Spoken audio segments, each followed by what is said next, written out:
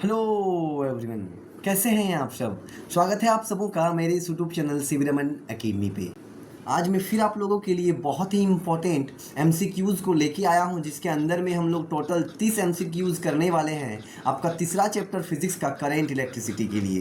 तो जो भी स्टूडेंट्स इस बार आपका जेक और सीबीएसई में एग्ज़ाम देने वाले हैं वो सभी स्टूडेंट्स रेडी हो जाएं, क्योंकि आप लोग का रिवीजन मैंने स्टार्ट कर दिया है। एमसीक्यूज़ को बनाना आप लोग के लिए कितना इंपॉर्टेंट है ये तो आप जानते ही हैं, क्योंकि आप लोगों को 25 करके इस बार ऑब्जेक्टिव सवाल पूछे जा रहे हैं। तो देखिए, करंट इलेक्ट्रिसिटी में आपका पहला सवाल आपको क्या पूछ रहा है। तो यहाँ पे जो भी क्वेश्चन हम लेके आए हैं इसमें से आप कितना सारा सवाल को अपने में से लगा पाते हैं, आप इसको मेरे कमेंट में ज़रूर बताइएगा। चलिए, इस चैप्टर का पहला सवाल आप देखिए, बहुत ही इजी सवाल आपको पूछा है। क्या बोल रहा है आपको सवाल में, आप देख सकते हैं, बोलता है ऐसा यूनिट क्या होगा रेजिस्टिविटी का। तो आपको पता होगा रेजिस्टिविटी एक प्रकार का रेजिस्टेंस ही होता है जब आपका लेंथ और एरिया 1 मीटर और 1 मीटर स्क्वायर करके हो। मतलब आपने जो फॉर्मूला पढ़ा है रेजिस्टेंस, इसका फॉर्मूला होता है resistance equals to rho l by A. जहाँ पे ये जो रो है आपका, इसी रो को हम क्या बोलते हैं, तो रेजिस्टिविटी बोलते हैं। तो इस रो का इस बार आपको ऐसा यूनिट चाहिए। तो बताइए, क्या आप यहाँ से लिख सकते हैं कि रो इक्वल्स टू हो जाएगा आपका R into A by L. अब अगर आप एक एक करके यूनिट को बिठाइएगा तो आप आराम से ऐसा यूनिट निकाल दीजिएगा। रो का आर का यूनिट क्या होता है, बोलिएगा ओम होता है। एरिया का यूनिट क्या होता है, बोलिएगा मीटर स्क्वायर होता है। और नीचे में आपका लेंथ है, तो लेंथ का आपका यूनिट क्या होता है, मीटर। मीटर मीटर कट जाएगा, आपका बचेगा ओम मीटर। तो यहाँ पे जो सही आंसर होगा वो होगा आपका ऑप्शन नंबर बी, ओम मीटर। तो ये बात आप याद रखिएगा, क्योंकि आपको बहुत बार पूछा जा चुका है। साथ में ये भी पूछता है कि ये रेजिस्टिविटी किस पे डिपेंड करता है। तो आपका डिपेंड करता है पहला मटेरियल पे, रेजिस्टिविटी डिपेंड करता है आपका मटेरियल पे, और दूसरा डिपेंड करता है ये टेम्परेचर पे। दोनों याद रखिएगा, material of the conductor and temperature, इन दोनों फैक्टर्स पे आपका रेजिस्टिविटी डिपेंड करता है। इजी सवाल था। नेक्स्ट नंबर सवाल को देखिएगा कि यहाँ पे जो आपको दूसरा नंबर सवाल बोला है वो क्या बोला है कि यहाँ पे बोला है दूसरा नंबर सवाल में कि which of the following is an ohmic conductor. Ohmic conductor का मतलब वो होता है जो ओम्स के लॉ को ओबे करता है। ओम्स लॉ को जो भी ओबे करेगा हम उसको बोलते हैं कि वो आपका ओमिक कंडक्टर है। तो आपका ओम्स लॉ क्या बोलता है कि ओम्स लॉ बोलता है कि पोटेंशियल डिफरेंस जो होगा कंडक्टर का वो इक्वल होगा आपका करेंट इनटू आई। मतलब V इज प्रोपोर्शनल होता है आई का, प्रोपोर्शनल साइन हटाते हैं तो यहाँ पे एक कांस्टेंट लगता है जिसको हम क्या बोलते हैं, रेजिस्टेंस बोलते हैं। अब ये जो लॉ दिया गया है आपको पता होगा कि ये लॉ दिया जाता है एक कांस्टेंट टेम्परेचर पे, एट कांस्टेंट टेम्परेचर। मतलब ओम्स का लॉ आपको कांस्टेंट टेम्परेचर पे दिया गया है, या अगर टेम्परेचर कांस्टेंट हो उस टाइम आपका पोटेंशियल डिफरेंस जो होगा वो आपका डायरेक्टली प्रोपोर्शनल होगा करंट के साथ। इसको हटाएंगे तो यहाँ पे रेजिस्टेंस आर आपका लगेगा। तो ओमिक कंडक्टर आपको पता चल गया। तो यहाँ पे बोलता कौन आपका ओमिक कंडक्टर है। तो यहाँ पे देखिए, पहला ऑप्शन दिया आपको डायोड। डायोड जो होता है ना, डायोड आप लोग पढ़ोगे सेमीकंडक्टर के अंदर में। डायोड बनाने के लिए आपको दो प्रकार का सेमीकंडक्टर चाहिए होता है, एक पी टाइप और एक एन टाइप। पी टाइप और एन टाइप सेमीकंडक्टर को मिला करके हम डायोड बनाते हैं। बहुत सारे डायोड्स होते हैं, पीएन जंक्शन डायोड होता है आपका, फिर आपका जेनर डायोड होता है, आपका फोटो डायोड होता है, आपका एलईडी, ये भी एक डायोड है। देखिए, एल का मतलब लाइट इमिटिंग डायोड, ये भी आपका डायोड ही है। ट्रांजिस्टर भी डायोड से बनता है। तो ये जो सारा ऑप्शन आपको दिया है, डायोड, ट्रांजिस्टर, एलईडी, ये आपका तीनों का तीनों, डायोड, ट्रांजिस्टर और एलईडी, ये तीनों का तीनों आपका नॉन ओमिक कंडक्टर होता है। मतलब ये ओम्स का लॉ का पालन नहीं करता है। ओम का लॉ का पालन कौन करेगा, सिर्फ और सिर्फ आपका कॉपर वायर। और ये कॉपर वायर आपका क्या होता है, मेटल होता है, मेटल ये आपका ओम का नियम का पालन करता है, V इज प्रोपोर्शनल आई, इसका बाकी कोई भी नहीं करता। आप याद रखिएगा, क्योंकि यहाँ से आपको ज़रूर सवाल पूछा जा सकता है। नेक्स्ट नंबर सवाल देखिए, तीसरा नंबर क्या बोल रहा कि Ohm's law is not applicable to. Ohm's law किसमें वैलिड नहीं होगा। ऑप्शन दिया है पहला इलेक्ट्रोलाइट्स, वैक्यूम ट्यूब, सेमीकंडक्टर। तो सबसे पहला सेमीकंडक्टर में तो नहीं होगा। इलेक्ट्रोलाइट्स में भी आपका ओम्स लॉ नहीं लगता है, वैक्यूम ट्यूब्स में भी आपका ओम्स लॉ नहीं लगता है। तो यहाँ पर सही आंसर ऑप्शन नंबर डी हो जाएगा, ऑल ऑफ दीज। इजी सवाल था। इसके बाद आप चौथा नंबर सवाल को देखिए। देखिए, सवाल आपका इजी लेवल का ही रहता है, इजी से मॉडरेट फिर हाई होता है। 3 प्रकार का सवाल आपको बोर्ड में पूछा जाता है। तो कैसा भी सवाल रहे, अगर आप रिवीजन और पढ़ाई अच्छे से कर रहे हैं तो पक्का है, कंफर्म है कि आपका जो इस बार थ्योरी पार्ट 70 आएगा, उस 70 में आप कम से कम 70 में कम से कम आप 68, 67, 65 इस प्रकार का नंबर आप ला सकते हैं आपके थ्योरी पेपर में। बाकी आप सवाल को देखिए, आपका पांचवा, आपका चौथा नंबर सवाल क्या बोलता है कि the resistance of wire depend upon. अभी आपको एक रेजिस्टेंस का फॉर्मूला बताए थे, resistance equals to rho l by A. जहाँ पे ये रो क्या होता है तो रेजिस्टिविटी होता है, ये कांस्टेंट चीज़ है। अगर आप इसको हटाइएगा तो हटाने पे ध्यान दीजिए आर आपका प्रोपोर्शनल हो जाएगा एल बाई ए का, मतलब लेंथ आपका ऊपर है तो लेंथ के साथ डायरेक्टली प्रोपोर्शनल, एरिया के साथ इन्वर्सली प्रोपोर्शनल। तो यहाँ पे देखिए किस पे डिपेंड करेगा, लेंथ पे करेगा, एरिया पे करेगा, और साथ में बोलता है मटेरियल पे करेगा कि नहीं करेगा, तो मटेरियल पे भी करेगा। अब बताइए कॉपर और आयरन दोनों अलग अलग मटेरियल है, तो क्या जरूरी है कि दोनों का रेजिस्टेंस सेम होगा? आप बोलिएगा अलग भी हो सकता है। तो ऑल ऑफ दीज, ये सही आंसर होगा ऑप्शन नंबर डी यहाँ पे। उसके बाद आप नेक्स्ट नंबर सवाल को देखिएगा, आपका 5वां नंबर सवाल क्या बोल रहा है, the drift velocity of electron is the order of, मतलब जो कंडक्टर होता है हमारे पास, इस कंडक्टर में क्या मौजूद होता है? तो आप बोलिएगा फ्री इलेक्ट्रॉन्स रहता है। अब ये फ्री इलेक्ट्रॉन जैसे हम इसको एक कनेक्ट कर देते हैं एक बैटरी के साथ, तो इस बैटरी में एक होता है प्लस, एक होता है माइनस, और इलेक्ट्रॉन होता है नेगेटिव। तो ये नेगेटिव आपका ड्रिफ्ट करता है किसकी ओर? तो यहाँ से होकर के प्लस की ओर ड्रिफ्ट करता है, और उस वेलोसिटी को हम क्या बोलते हैं? Drift velocity. तो ये ड्रिफ्ट वेलोसिटी किस ऑर्डर का होता है, कितना स्पीड से फॉलो करता है? देखिए यहाँ पे ऑर्डर पूछा है, तो यहाँ पे देखिए ऑर्डर होता है आपका 10⁻⁻4 से लेकर के 10⁻⁻3, 10⁻⁻4 से लेकर के 10⁻⁻3 मीटर पर सेकेंड, ये होता है ऑर्डर। तो यहाँ पे देखिए सही ऑप्शन जो होगा यहाँ पे 10⁻³ भी है, 10⁻⁴ भी है। आप याद रखिएगा ऑर्डर होता है 10⁻⁴ से 10⁻3। सही आंसर आप यहाँ पे ऑप्शन नंबर सी लगा सकते हैं, 10⁻⁴ मीटर पर सेकेंड। यहाँ पे आपसे पूछ सकता है कि इस ड्रिफ्ट वेलोसिटी का फॉर्मूला क्या होता है? तो ड्रिफ्ट वेलोसिटी का फॉर्मूला होता है नेगेटिव इलेक्ट्रॉन का charge by into electric field by m into relaxation time tau. ये होता है ड्रिफ्ट वेलोसिटी का फॉर्मूला। कैसे डिराइव किया गया है आप जाकर के मेरे चैनल के प्लेलिस्ट में विजिट कर सकते हैं, पूरा चैप्टर का आपका सॉल्यूशन किया गया है।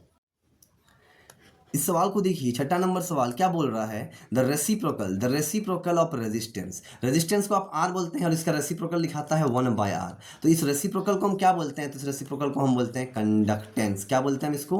कंडक्टेंस बोलते हैं। रेजिस्टेंस का रेसिप्रोकल कंडक्टेंस होता है। और वहीं पे अगर बोलता है जैसे एक होता है आपका रेजिस्टिविटी रो, और रो का रेसिप्रोकल क्या होगा? 1/ρ। तो 1/ρ को हम क्या बोलते हैं? कंडक्टिविटी बोलते हैं। रेजिस्टिविटी का रेसिप्रोकल कंडक्टिविटी और रेजिस्टेंस का रेसिप्रोकल कंडक्टेंस होता है। तो यहाँ पे सही आंसर जो होगा वो होगा आपका option number C, conductance. Easy सवाल है ये सब, देखिए ना, इजी सवाल है। इसके बाद देखिए थोड़ा थोड़ा लेवल बढ़ेगा। क्वेश्चन नंबर 7 को ध्यान में दीजिए। क्वेश्चन नंबर 7 आपको क्या बोल रहा है, the SI unit of current is, current का एसआई यूनिट क्या होता है? सबको पता है क्या होता है? एम्पियर होता है। कूलम किसका एसआई यूनिट है? आप बोलिएगा चार्ज का। वोल्ट किसका एसआई यूनिट है? आप बोलिएगा पोटेंशियल डिफरेंस का। ओम किसका एसआई यूनिट है? आप बोलिएगा रेजिस्टेंस का होता है। नेक्स्ट सवाल देखिएगा, 8वां नंबर सवाल। इजी सवाल है, इस टाइप का सवाल आपको बहुत बार पूछा है। देखिए क्या बोलता है, ए सेल हैज ईएमएफ यानी आपका मैक्सिमम वोल्टेज कितना दिया है? 2 वोल्ट। इंटरनल रेजिस्टेंस दिया है उस सेल का 1 ओम। तो it is connected to a 3 ohm resistor, और हम इसको कनेक्ट कर रहे हैं एक ऐसे कंडक्टर जिसका रजिस्टर कितना है? 3 ओम का। तो करंट कितना जाएगा ये हमको निकालना है। इजी सवाल है। आप बोलिए, करंट का एक फॉर्मूला होता है, करंट इक्वल्स टू क्या होता है? तो आप बोलिएगा voltage, total voltage by total resistance. तो आप बोलिए वोल्टेज कितना दिया है? आप बोलिएगा V, 2 दिया है वोल्टेज। टोटल रेजिस्टेंस कितना होगा? एक देखिए, एक आपका 1 ओम है और एक आपका 3 ओम है। तो इसको हम लिखेंगे एक तो देखिए, इंटरनल रेजिस्टेंस को हम नोट करते हैं स्मॉल आर से, और आपका एक्सटर्नल रेजिस्टेंस को हम नोट करते हैं कैपिटल आर से। तो यहाँ पे टोटल रेजिस्टेंस हो जाएगा small R plus capital R. तो यहाँ पे आएगा 2, स्मॉल आर कितना है? तो आप बोलिएगा 1 है, और कैपिटल आर कितना है? आप बोलिएगा 3 है। तो यहाँ से आएगा आपका 2/4, काटिएगा तो 1/2, और 1/2 का मतलब 0.5 एम्पेयर। याद रखिएगा करंट का जो फॉर्मूला होता है ईएमएफ के टर्म में, ईएमएफ दिया है, मान लीजिए इंटरनल रेजिस्टेंस दिया है और रेजिस्टेंस दिया है, तो उस टाइम करंट का फॉर्मूला ये होता है सीधा सीधी, ईएमएफ के लिए ई, फिर total resistance small R plus capital R. EMF वही बिठाए, देखिए 2 बिठाए हैं, स्मॉल आर के जगह पे 1 बिठाए हैं, और कैपिटल आर के जगह पे 3 बिठाए हैं। याद आप रखिएगा, इस प्रकार का सवाल आपको पूछा जरूर गया है। तो इसका जो सही आंसर हो जाता वो आपका हो जाता ऑप्शन नंबर ए, 0.5 एम्पियर। ठीक है, नेक्स्ट नंबर सवाल 9 नंबर का क्या बोल रहा है, किरचॉफ्स फर्स्ट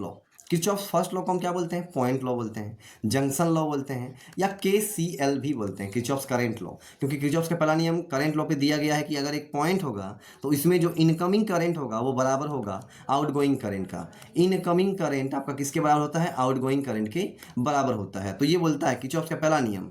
किरचॉफ्स का पहला लॉ आपको किसके बारे में दिया गया वो पूछा है। देखिए, Kirchhoff's first law is based on the law of conservation of law of conservation of, मतलब किर्चॉफ का पहला नियम कौन से नियम को ध्यान में रखते हुए दिया गया है, तो आपको दिया गया है law of conservation of charge. और किर्चॉफ का जो सेकेंड लॉ होता है जिसको KVL बोलते हैं, ये आपको दिया गया है law of conservation of energy को लेकर के। दोनों सवाल बहुत बार पूछा है, दोनों याद रखिएगा, ठीक है। तो यहाँ पे देखिए आपका 10वां नंबर सवाल, नेक्स्ट नंबर सवाल आपको क्या बोल रहा है the current through a resistor is inversely proportional to, जो करेंट आपका फ्लो करता है किसी रजिस्टर में वो किसका इनवर्सली प्रोपोर्शनल होगा, वोल्टेज, रेजिस्टेंस, टाइम और लेंथ। सबको पता है रेजिस्टेंस का, रेजिस्टेंस ज़्यादा होगा तो करंट कम जाएगा। आप ओम का लो देखिए, V equals to I into R होता है। अब बोलिए आई जो होता है आई, आप ध्यान से देखिए आई को लिख पाइएगा, I equals to V by R. अब देखिए आर नीचे है, मतलब आर अगर घटेगा तो करंट बढ़ेगा और आर अगर बढ़ेगा तो करंट घटेगा। तो यहाँ पे सीधा सीधी जो इसका आंसर होगा वो ऑप्शन नंबर बी रेजिस्टेंस हो जाएगा। कौन सा हो जाएगा, ऑप्शन नंबर बी आपका रेजिस्टेंस हो जाएगा। 11 नंबर सवाल देखिए क्या बोलता है, when an identical register, identical register का मतलब क्या है कि सबका रेजिस्टेंस आर करके है और कितना है आपके पास एन नंबर तक है, ठीक है। उसको कनेक्ट कर रहे हैं पैरेलल में, तो इक्विवेलेंट रेजिस्टेंस कितना होगा। सबसे पहले बोलिए इक्विवेलेंट रेजिस्टेंस निकालने का फॉर्मूला होता है 1 by R equivalent equals to 1 by R1 plus 1 by R2 plus dash dash dash n तक जाएगा। अब देखिए सब अगर आपका आइडेंटिकल है तो आर इक्विवेलेंट जो आएगा वो आएगा 1 by R plus 1 by R plus dash dash dash, इस प्रकार से एन तक जाएगा 1 बाय आर करके। अब बोलिए कहाँ तक जाएगा, एन तक जाएगा ना, एन तक। अब बोलिए कि इसको अगर आप ध्यान से एलसीएम लीजिएगा तो नीचे तो आपका आर आएगा, 1 जुड़ाएगा आपका ऊपर में 1 plus 1 plus 1 plus 1 dash dash dash, कितना तक जुड़ाएगा, एन तक जुड़ाएगा। अब आप ध्यान सोचिए कि 1 को अगर एन तक जोड़ेंगे तो आंसर कितना आएगा, जैसे 1 को 100 बार जोड़ेंगे तो आंसर होगा 100, उसी प्रकार से 1 को n बार जोड़ेंगे तो आंसर आएगा n, नीचे आएगा आपका r। देखिए यहाँ पे 1 बाय आर है, इसको अगर उल्टा कर देते हैं r बाय 1 लिखेंगे तो इसको भी उल्टा करना पड़ेगा, तो हम इसको यहाँ लिख सकते हैं कि मेरा जो r इक्विवेलेंट आएगा, r इक्विवेलेंट तो ये आएगा आपका r बाई एन। इसको पलट दीजिए, इसको भी पलट दीजिए और इसको भी पलट दीजिए, तो r बाई एन इसका सही आंसर होगा, ठीक है। तो ऑप्शन कौन सा है इसका, ऑप्शन नंबर ए आपका सही हो जाएगा, ऑप्शन नंबर ए आपका हो जाएगा यहाँ पे सही। अब आप दूसरे सवाल को देखिए, क्वेश्चन नंबर 12 क्या बोल रहा है कि बोलता है इन ए सीरीज कॉम्बिनेशन रजिस्टर को हम सीरीज में जोड़े हुए हैं तो करंट क्या होता है। आपको पता है कि सीरीज में करंट सेम चलता है और वोल्टेज सब में अलग अलग होता है, जबकि आपका पैरेलल कॉम्बिनेशन में क्या होता है, करंट अलग अलग होता है और वोल्टेज सब में सेम चलता है। इसको बताने की जरूरत नहीं है, 10 से ही आप लोग पढ़ के आ रहे हैं। तो यहाँ पे सही आंसर ऑप्शन नंबर ए होगा, same in all. Series combination पे सबको सेम करंट प्राप्त होता है। नेक्स्ट नंबर सवाल देखिएगा, यहाँ पे दिया हुआ देखिए क्वेश्चन नंबर 13 क्या बोल रहा है, क्वेश्चन नंबर 13 में कि which instrument is use to measure potential difference. Potential difference को मेजर करने के लिए हम कौन सा इंस्ट्रूमेंट यूज करते हैं, तो वोल्ट मीटर का यूज करते हैं। किसका यूज करते हैं, तो आप बोलिएगा वोल्ट मीटर का यूज करते हैं। और वोल्ट मीटर को हम कैसे जोड़ते हैं, तो आप बोलिएगा पैरेलल। हम वोल्ट मीटर किसी भी परिपथ में पैरेलल लगाते हैं, ठीक है। तो यहाँ पे सही आंसर जो हो जाएगा वो हो जाएगा आपका option number B voltmeter. Next number सवाल आप देखिए, 14 नंबर सवाल देखिए। सवाल तो आपका बहुत हार्ड नहीं है, लेकिन सवाल ऑब्जेक्टिव सवाल करने का फायदा क्या होता है, फायदा ये होता है कि आपका चैप्टर का रिविजन होने लगता है। आप अगर किसी सवाल में मान लीजिए फंस रहे हैं तो आप उसको क्या कर सकते हैं ना, आप उस टॉपिक को क्लियर करके आगे बढ़ सकते हैं। आप जब तक सवाल नहीं बनाइएगा आपको कैसे पता चलेगा कि आपका चैप्टर क्लियर हुआ है या नहीं हुआ है। तो चलिए नेक्स्ट नंबर सवाल देखिए, 15 नंबर क्या बोला है, potentiometer works on the principle of. Potentiometer एक प्रकार का डिवाइस होता है और ये कौन से प्रिंसिपल पे वर्क करता है, तो आप बोलिएगा ये वर्क करता है आपका नल डिफ्लेक्शन। मतलब एक गैल्वेनोमीटर जब आपका डिफ्लेक्शन नहीं देगा उस कंडीशन पे हम क्या करते हैं, हम पोटेंशियोमीटर को यूज़ करते हैं, नल डिफ्लेक्शन। और पोटेंशियोमीटर का यूज़ करके हम क्या क्या निकाल सकते हैं, तो एक तो निकाल सकते हैं आपका इंटरनल रेजिस्टेंस, एक निकाल सकते हैं इंटरनल रेजिस्टेंस और एक आप निकाल सकते हैं ईएमएफ ऑफ सेल। मतलब किसी सेल का इंटरनल रेजिस्टेंस और उस सेल का ईएमएफ को पता कर सकते हैं इजीली, किसके मदद से, पोटेंशियोमीटर के मदद से, जो काम करता है नल डिफ्लेक्शन यानी बैलेंस कंडीशन, जब आपका गैल्वेनोमीटर का कांटा मूव नहीं करेगा। तो यहाँ पे ऑप्शन नंबर सी सही हो जाएगा। नेक्स्ट नंबर सवाल देखिए आप, 16 नंबर क्या बोला है, power dissipate in resistor is given by. सबको पता है पावर का फॉर्मूला होता है P equals to W/T, rate of doing work. W का अगर आप फॉर्मूला बिठाइएगा, आपने पढ़ा है potential difference, V equals to क्या पढ़ा है बोलिए, V इक्वल्स टू आपने पढ़ा है W/T Q, तो W इक्वल टू क्या होगा V इंटू क्यू। तो अगर आप यहाँ पे रख देते हैं V into Q by T, तो एक फॉर्मूला मिलेगा, देखिए Q बाई टी आपको मिलेगा। और Q बाई टी क्या होता है, तो आप बोलिए करेंट होता है सर। तो एक फॉर्मूला आपको मिल जाएगा P equals to V into I, मतलब वोल्टेज इंटू करेंट, कितना वोल्टेज जा रहा है कितना करंट जा रहा है, इसको मल्टीप्लाई करने से आपको पावर मिलेगा। तो एक तो फॉर्मूला ऑप्शन नंबर ए होगा। और देखिए और ध्यान दीजिएगा, अब अगर आप आई का फॉर्मूला रख देते हैं, आई का फॉर्मूला या फिर वी का फॉर्मूला रख देते हैं, बोलिए वी का फॉर्मूला क्या होता है, तब बोलेगा आई आर होता है, और यहाँ पे आई है, तो आई और आई इंटू होगा, तो एक फॉर्मूला और मिलेगा आपको आई स्क्वायर आर। देखिए ये भी दिया हुआ आपको ऑप्शन नंबर बी, मतलब पावर का एक फॉर्मूला वी इंटू आई, एक होता है आई स्क्वायर आर। और एक बार फॉर्मूला आप काम करिए, आई को बिठा दीजिए। आई को आप कैसे बिठा सकते हैं, तो आप लिख पाइएगा पी इक्वल्स टू वी का वी, और आई को आप लिख पाइएगा V by R. Ohm's law के अनुसार आप आई को क्या लिख पाइएगा, वी बाय आर। यहाँ से मिल जाएगा आपको वी स्क्वायर बाई आर मिलेगा। तो देखिए ऑप्शन नंबर सी है, मतलब ये ऑल ऑफ दीज तीनों का तीनों फॉर्मूला आपका पावर के लिए यहाँ पे दिया गया है, I into V, I square R और वी स्क्वायर आर। तीनों फॉर्मूला याद रखिएगा, कभी भी आपको किसी से भी न्यूमेरिकल छोटा मोटा पूछ सकता है। नेक्स्ट नंबर सवाल देखिए आप 17 नंबर का क्या पूछ रहा है, the resistivity of material depend upon, resistivity यानी रो, और ये दो चीज़ पे डिपेंड करता है, एक मटेरियल और दूसरा टेम्परेचर। तो ऑप्शन नंबर सी यहाँ पे सही हो जाएगा। इसके बाद देखिए ये बात भी आप याद रखिएगा कि रेजिस्टिविटी को ही हम स्पेसिफिक रेजिस्टेंस भी बोलते हैं, स्पेसिफिक रेजिस्टेंस भी बोलते हैं हम इसको, है ना, स्पेसिफिक रेजिस्टेंस भी बोलते हैं, याद रखिएगा। नेक्स्ट नंबर देखिए आप सवाल 18 नंबर क्या बोलता है कि when temperature increases resistance of metal, एक मेटल है मान लीजिए, तो इस मेटल आपको पता है कि जितने सारे मेटल्स होते हैं लगभग वो ओम्स के लॉ का पालन करता है। ओम्स के लॉ का पालन करने का मतलब है वो इसको पालन करता है, V इज प्रोपोर्शनल आई। क्या बोलता है कि अगर आप इसको देखिए V इक्वल टू क्या होता है आर आई, जहाँ पे आर क्या है रेजिस्टेंस। तो ये रेजिस्टेंस क्या होगा अगर आप टेम्परेचर इंक्रीज करिएगा, तो आपको पता है टेम्परेचर बढ़ाने से किसी एक मेटल का रेजिस्टेंस क्या होता है, तो इंक्रीज करता है। तो यहाँ पे ऑप्शन नंबर ए इसका सही हो जाएगा। अब नेक्स्ट सवाल 19 को देखिए क्या बोला गया, the SI unit of power, power का एसआई यूनिट क्या होता है, देखिए पावर का फॉर्मूला होता है रेट ऑफ डूइंग वर्क, मतलब ये होगा जूल पर सेकेंड, और इसी जूल पर सेकेंड को हम क्या बोलते हैं, तो वाट बोलते हैं, वाट। तो पावर का एसआई यूनिट क्या होता है, बोलेगा वाट होता है। क्या होता है पावर का SI unit, option number A watt हो जाता है। नेक्स्ट नंबर सवाल आप 20 नंबर को देखिए क्या बोल रहा है, 1 किलो वाट आवर, ये बहुत बार पूछा गया है, 1 किलो वाट आवर। ये जो यूनिट है ये एनर्जी का यूनिट है, पावर का नहीं। किलो वाट आवर है आपका, किलो वाट आवर, ये एनर्जी का यूनिट है, पावर का नहीं है। एनर्जी का कमर्शियल यूनिट, जब बड़े बड़े एनर्जी को मेजर करना होता है तो हम KWH का यूज़ करते हैं। और 1 किलो वाट आपका बराबर होता है 3.6 इंटू 10⁶ जूल के बराबर होता है। तो यहाँ पे सही आंसर ऑप्शन नंबर ए हो जाएगा, 3.6 इंटू 10⁶ जूल। अब आप नेक्स्ट नंबर सवाल 21 को देखिए क्या बोल रहा है 21 में, in a conductor current is due to, किसी भी कंडक्टर में करंट किसके वजह से आता है, सिंपल सवाल है। यहाँ पे ऑप्शन देखिए positive ion, negative ion, free electrons, देख करके बोल दीजिएगा ऑप्शन नंबर सी होगा, फ्री इलेक्ट्रॉन्स की वजह से आता है। यही फ्री इलेक्ट्रॉन्स आपका ड्रिफ्ट करता है।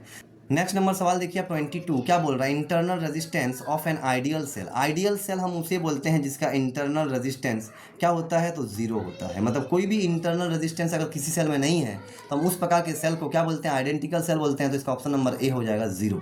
नेक्स्ट नंबर सवाल आप देखिए 23 क्या बोल रहा है 23 में आपको बोल रहा है कि conductivity is measured in, conductivity को हम डिनोट करते हैं सिग्मा से, और कंडक्टिविटी किसका रेसिप्रोकल होता है, तो आप बोलेगा रेजिस्टिविटी का। अब रेजिस्टिविटी का यूनिट क्या होता है, तो आप बोलेगा ओम मीटर होता है। ऊपर चल जाएगा तो यूनिट आएगा पर ओम, सॉरी यूनिट कितना आएगा बोलिए, तो यूनिट आएगा आपका, यूनिट आएगा पर ओम, यूनिट कितना आएगा आपका, तो ऊपर चल जाने पे आएगा पर ओम पर मीटर। तो इसका जो सही आंसर होगा वो होगा आपका ऑप्शन नंबर ए पर ओम पर मीटर। अब नेक्स्ट नंबर सवाल आप 24 को देखिए। 24 में बोलता है thermistor is a device with resistance. देखिए एक होता है आपका रजिस्टर, और रजिस्टर का रेजिस्टेंस टेम्परेचर के बढ़ने से क्या होता है, बढ़ता है। थर्मिस्टर हम उसे बोलते हैं जिसका रेजिस्टेंस घटने लगे अगर आप टेम्परेचर बढ़ाइएगा तो यहाँ पे सही आंसर क्या होगा, thermistor is a device with resistance decrease with increase in temperature, decrease with increase in temperature. Option number B आपका सही होगा, नाम आप याद रखिएगा। नेक्स्ट नंबर सवाल आप देखिए 25 क्या बोला जा रहा है 25 में, in a potentiometer balance point is obtained when, balance point कब ऑब्टेन होगा, जब करंट फ्लो करेगा या करंट फ्लो नहीं करेगा। तो देखिए बैलेंस पॉइंट का मतलब बता दिए ये कोई डिफ्लेक्शन नहीं होगा, मतलब करंट फ्लो नहीं करेगा। ऑप्शन नंबर बी यहाँ पे सही हो जाएगा। नेक्स्ट नंबर 26 नंबर सवाल क्या बोलता है, एमीटर को हम कैसे जोड़ते हैं? तो एमीटर हम जोड़ते हैं सीरीज में और वोल्ट मीटर हम जोड़ते हैं पैरेलल में। तो इसका सही आंसर तो सीरीज हो जाएगा। नेक्स्ट नंबर सवाल देखिए 27 बोल ही दिया है आपको कि वोल्ट मीटर किस में जुड़ाएगा? तो आप बोलेगा पैरेलल में। ऑप्शन नंबर बी यहाँ पे सही हो जाएगा। इसके बाद आप 28 नंबर सवाल को देखिए। 28 नंबर सवाल में क्या बोला जा रहा है कि ये कंडक्टर है जिसका रजिस्टिविटी दिया हुआ है आपको 10⁻⁻²। कंडक्टर हैज़ 10⁻⁻² रेजिस्टिविटी और एरिया दिया है देखिए 1 मिलीमीटर स्क्वायर और लेंथ दिया है 1 मीटर। रेजिस्टेंस कितना होगा? देखिए रेजिस्टेंस का फॉर्मूला होता है रो L/A। रो कितना दिया है? तो 10⁻² पर ओम पर मीटर होना चाहिए। और इसका यूनिट यहाँ पे यूनिट शायद मिस्टेक है यहाँ पे। तो यहाँ पे देखिए रो आपको दिया हुआ है 10⁻²। रो कितना दिया है? 10⁻² दिया है। लेंथ दिया है 1 मीटर, तो ये 1 हो जाएगा। साथ में एरिया दिया है 1 मिलीमीटर स्क्वायर। मिलीमीटर स्क्वायर का मतलब क्या होता है? मिलीमीटर स्क्वायर दिया है तो 1 और मिली के लिए हो जाएगा 10⁻³ हो जाएगा। मिली के लिए कितना होगा? 10⁻³ अब देखिए 10⁻³ ऊपर जाएगा तो प्लस में हो जाएगा, तो 10⁻, यहाँ -2 और यहाँ पे आ जाएगा 10⁻³ इंटू करिएगा तो आएगा आपका आंसर 10 ओम। रेजिस्टेंस कितना होगा आपका? 10 ओम का हो जाएगा। ठीक है, ऑप्शन नंबर सी यहाँ पे सही होगा। नेक्स्ट नंबर सवाल देखिए आप 29, which has the least resistivity? किसका रेजिस्टिविटी सबसे कम होगा? तो जिसका कंडक्टिविटी सबसे ज़्यादा होगा। तो बोलिए सबसे अच्छा चालक कौन है? तो आप बोलेगा सिल्वर है सर। सिल्वर के बाद कौन होता है? कॉपर। तो सिल्वर का कंडक्टिविटी ज़्यादा होगा, इसीलिए रेजिस्टिविटी सबसे कम होगा। इसके बाद आप 30 नंबर सवाल देखिए, लास्ट सवाल है आज का। आपको देखिए 30 नंबर सवाल में क्या बोला है कि if potential difference increases current, तो बी इज प्रोपोर्शनल आई। अब अगर ये बढ़ेगा तो करंट भी बढ़ेगा, तो यहाँ पे सही आंसर हो जाएगा ऑप्शन नंबर ए इंक्रीजेज। तो इतना सारा सवाल आपको बता दिए हैं, 30 सवाल आपको करवा दिए हैं रिवीजन के लिए। और भी हम मॉडरेट सवाल आपका एग्जाम आने तक बहुत सारा सवाल आपको कराएंगे, तो चैनल के साथ जुड़े जरूर रहिएगा। और आप मिलते हैं आपके साथ नेक्स्ट वीडियो पे।